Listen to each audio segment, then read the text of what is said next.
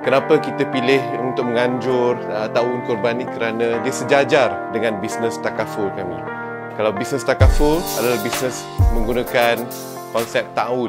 Assalamualaikum warahmatullahi wabarakatuh.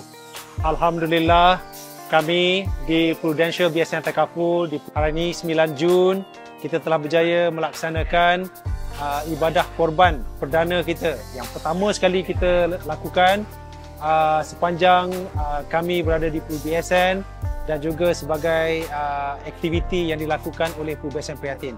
Pada hari ini kita ada 10 ekor lembu yang telah ditumbangkan. Mereka sedang melakukan aktiviti melapah, memotong daging, pack daging ke dalam plastik-plastik untuk diagihkan kepada penerima-penerima.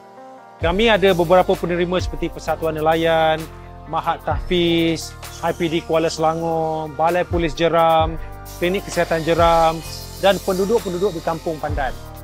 Jadi dengan 10 ekor lembu yang kami korbankan pada hari ini, dengan bantuan daripada 50 sukarelawan yang terdiri daripada ejen-ejen Pru BSN Takaful, staf, kami berkumpul hari ini di RMZ Resources Jeram, tempat ladang penyembelihan, dan kami telah berjaya melakukan aktiviti tersebut. Kalau dapat disaksikan dekat belakang ni, masih ada lagi aktiviti seperti melapah, memotong daging dan memasak. Alhamdulillah, kami mengucapkan ribuan terima kasih kepada pihak pengurusan di ladang RMZ Resources Jeram, rakan partner kami, Easy Korban, volunteer-volunteer kami, ejen, staf, kerana turun bersama-sama pada hari ini untuk bersama-sama menghayati melakukan ibadah korban yang julung kali diadakan di Pru BSN.